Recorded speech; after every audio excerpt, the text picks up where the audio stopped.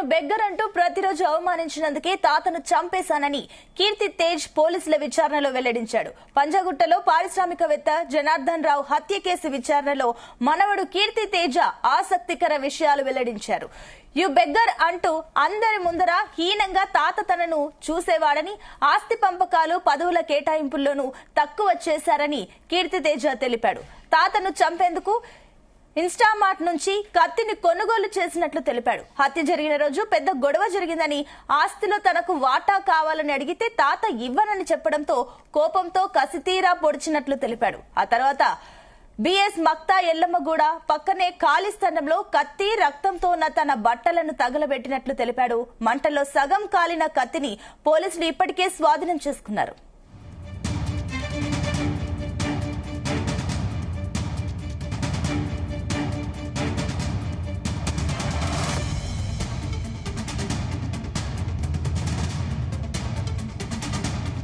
Right, ఇదే అంశానికి సంబంధించి మరిన్ని డీటెయిల్స్ మా క్రైమ్ బ్యూరో చీఫ్ రవితేజ్ అందిస్తారు. రవితేజ్, చెప్పండి. మొదటి రోజు విచారణలో కీర్తి తేజ్ తాతను చంపినటువంటి కేసులో పోలీసులకు సహకరించకపోవడము, అడిగినటువంటి ఏ ప్రశ్నకు సమాధానం ఇవ్వకపోవడము, పోలీసులు అడిగినటువంటి ప్రతి క్వశ్చన్ కి తను మౌనంగా ఉండిపోవడంతో కస్టడీలో ఎలా ఇతని నుంచి వివరాలు రాబట్టాలంటూ కూడా మొదటి రోజు వేస్ట్ అయినప్పటికీ రెండో రోజు మాత్రం కీర్తి తేజ్ నుంచి పూర్తి వివరాలు సేకరించారు. అతను ఇచ్చినటువంటి సమాచారం ప్రకారంగా బిఎస్ మక్తా ఎల్లమ్మగూడ పక్కనే ఉన్నటువంటి ఖాళీ స్థలంలో తన తాతని 73 పోట్లు పొడిచినటువంటి కత్తి, అతను హత్య కేసులో హత్య జరిగినప్పుడు నిందితుడు వేసుకున్నటువంటి షర్ట్, ఈ రెండింటి పైన రక్తపు మరకలు ఉండడంతో ఇది పోలీసులకు ఎవిడెన్స్ గా మారుతుందని, హత్య చేసినట్టు అనంతరం తను ఉపయోగించినటువంటి కత్తి, తను వేసుకున్నటువంటి షర్ట్ రెండు కూడా తీసుకొచ్చి ఖాళీ స్థలంలో పడేసి అది కాలిబెట్టేటువంటి ప్రయత్నం చేసినట్టుగా కూడా పోలీసుల ఇన్వెస్టిగేషన్ లో స్వయంగా నిందితుడే ఈ విషయాన్ని పోలీసులకు కన్ఫ్యూజ్ చేయడంతో పోలీసులు అక్కడికి చేరుకొని ఈ వస్తువులను కూడా స్వాధీనపరచుకోవడం జరిగింది.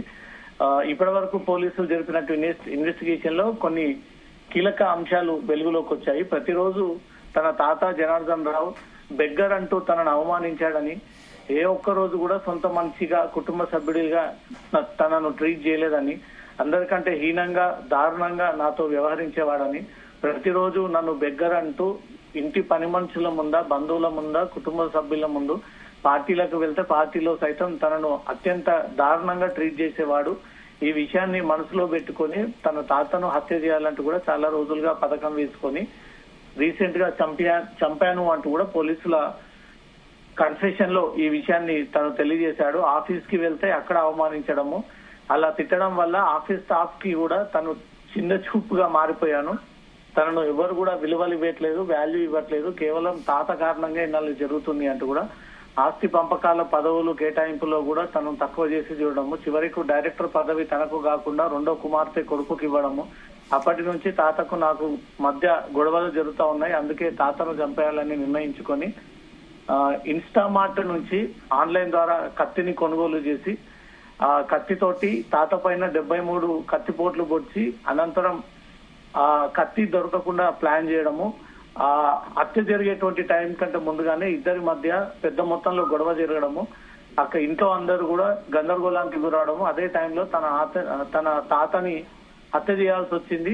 ఈ హత్య తర్వాత ఎవిడెన్స్ దొరకకుండా ఈ జాగ్రత్త పడ్డాను అంటూ కూడా ఆస్తిలో వాటా కావాలని అడగడంతో ఈ గొడవ స్టార్ట్ అయింది. కోపంతో కసి తీరా తన తాత జనార్దన్ రావుని పొడిచి హత్య చేశానంటూ కూడా తనే స్వయంగా పోలీసుల ఇన్వెస్టిగేషన్ లో ఒప్పుకున్నాడు. ఈ వివరాలన్నీ కూడా పోలీసులు వీడియో రికార్డింగ్ ద్వారా తను చెప్తున్నటువంటి స్టేట్మెంట్ అంతా కూడా వాంగ్మూలం రూపంలో రికార్డ్ చేసుకున్నారు. రేపటితో కీర్తి తేజ్ కస్టడీ ముగియనుంది కాబట్టి హత్య ఎందుకు చేశాడు, ఎలా చేశాడు, ఈ హత్య వెనుక ఎవరైనా కుటుంబ సభ్యుల ప్రమేయం ఉందా, ఈ హత్య చేయడం వల్ల నిందితుడికి వచ్చేటువంటి లాభం ఏంటి అనే దానిపై కూడా పోలీసులు క్వశ్చన్ చేయగా ఈ వివరాలన్నీ కూడా కేవలం కుటుంబ సభ్యులు తన ఇంట్లో తనకు సరైనటువంటి వాల్యూ ఇవ్వకపోవడం కారణంగానే మనసులో కక్ష పెట్టుకొని అంతమందించాలని ఒక ప్రయత్నంలో భాగంగానే హత్య చేయాల్సి వచ్చిందనే ఒక విషయాన్ని తనే స్వయంగా ఒప్పుకున్నాడు. కాబట్టి ఇంట్లో కుటుంబ సభ్యుల ప్రమేయం గాని, వేరే వ్యక్తుల ప్రమేయం గాని, ఎవరు ఇతను ఉసిగొల్పి తాత మీదకి పంపించినటువంటి విషయాలైతే ఇప్పటి వరకు వెలుగులోకి రాలేదు. స్వయంగా తను ఒక్కడే నిర్ణయం తీసుకుని హత్య చేశాడనేది మాత్రం పోలీసుల ఇన్వెస్టిగేషన్ లో బయటపడినటువంటి అంశాలు సునీత. రవితేజ్ రావు, ఈ కేసులో మనకు ఇంకొక కీలకంగా కనిపిస్తున్న అంశం ఏంటంటే కూడా ఒకటి కాదు రెండు కాదు దాదాపుగా 70కి పైగా కత్తిపోట్లు పొడిచాడంటే కూడా కీర్తి తేజ మానసిక స్థితికి సంబంధించి పోలీసులు ఏమైనా డీటెయిల్స్ అందించారా? గతంలో ఇతను అమెరికాలో ఉన్నప్పుడు అతని మానసిక స్థితి రోజువారీగా ఈ డ్రగ్స్ కి అలవాటు పడము, చెడు వ్యాసాలకు అలవాటు పడి చెడు తిరుగుతున్నారనే తన తల్లి స్వయంగా అక్కడి నుంచిగా తీసుకొచ్చి ఈ పంజాగుట్టలో ఉన్నటువంటి ఇంట్లో చాలా రోజులుగా ఈ అబ్బాయిని దగ్గరుండి మానిటర్ చేస్తా ఉన్నారు. ఇతని మానసిక స్థితి గాని ఇతని ప్రవర్తన గాని ఇతనికి ఏ మాత్రం బాధ్యతలు ఇచ్చినా కంపెనీతో పాటు కుటుంబానికి సైతం చెడు పేరు తీసుకొచ్చేటువంటి అలవాటుగా మారిపోయింది కాబట్టి ఇతనికి బాధ్యతలు ఇవ్వకూడదు, ఇతనికి ఏ పనులు అప్పచెప్పకూడదు అంటూ కూడా జనార్దన్ రావు తన తాత ఫిక్స్ అయ్యే మిగతా వారికి అందరికి అవకాశం కల్పించడము, ఆర్థిక సహాయం చేయడము, విరాళాలు అందించడం లాంటి కార్యక్రమాలు చేపట్టారు. కానీ ఈ సొంత మనమడికి మాత్రం ఈ అవకాశాలు కల్పించడము, బాధ్యతలు ఇవ్వడం కారణంగా కుటుంబ పరువు పోతుంది, కంపెనీ షేర్స్ కూడా దెబ్బతినేటువంటి అవకాశం ఉంటుంది. ఆ దేశంలోనే అత్యున్నత పేరు సంపాదించినటువంటి ఈ కంపెనీలో ఇతనికి ఏదైనా అవకాశం కల్పిస్తే కంపెనీ అంతా కూడా డిస్ట్రాయ్ అయ్యేటువంటి అవకాశం ఉన్నటువంటి నేపథ్యంలోనే తన తాత ఈ మనవడు కీర్తి తేజని దూరం పెట్టడం కారణంగానే జరిగినటువంటి హత్య అనేది మాత్రం పోలీసులు భావిస్తా ఉన్నారు.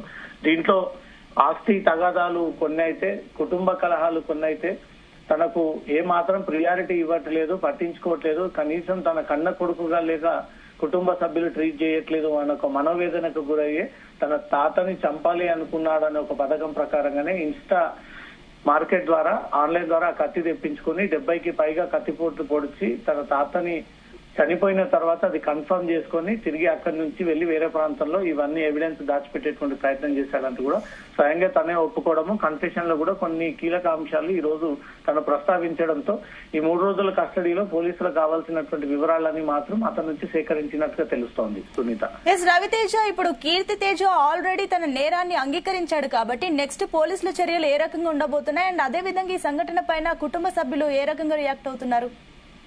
సభ్యులు జనార్దన్ రావుని చంపిన తర్వాత ఇప్పటి వరకు ఎవరు కూడా ఏం జరిగింది, ఎలా చంపాడు, గత కొన్ని రోజులుగా ఇంట్లో ఏమైనా వివాదాలు సాగుతా ఉన్నాయా అనే అంశంపై కూడా ఎవరు కూడా దీన్ని అఫీషియల్ గా మీడియా ముందు ప్రస్తావనకు తీసుకురావలేదు. కానీ జనార్దన్ రావు చనిపోయాడని ఒక విషయాన్ని మాత్రం కుటుంబ సభ్యుల నుంచి ఒక లిఖితపూర్వమైనటువంటి ఫిర్యాదు పోలీసులకు అందినటువంటి వెంటనే పోలీసులు కేసు నమోదు చేసుకుని జరిగినటువంటి ఘటనా స్థలాన్ని పరిశీలించిన తర్వాత అక్కడ పంచాప్ సీన్ క్రైమ్ అఫెన్స్ జరిగినటువంటి ప్రాంతంలో సీసీటీవీ కెమెరాలు క్లూస్ అన్ని కూడా సేకరించి ఎవరు ఈ దాడికి పాల్పడ్డారనే దానిపై కూడా విచారణ జరిగినప్పుడు కీర్తి తేజ్ అప్పటికే హత్య చేసి అక్కడి నుంచి కూడా నెల్లూరు పారిపోయినట్టుగా కూడా పోలీసులు గుర్తించడంతో నెల్లూరుకి వెళ్లి అతన్ని అదుపులోకి తీసుకొని అనంతరం పోలీస్ స్టేషన్ తరలించిన తర్వాత అతను అరెస్ట్ చేసి రిమాండ్ తరలించడం జరిగింది.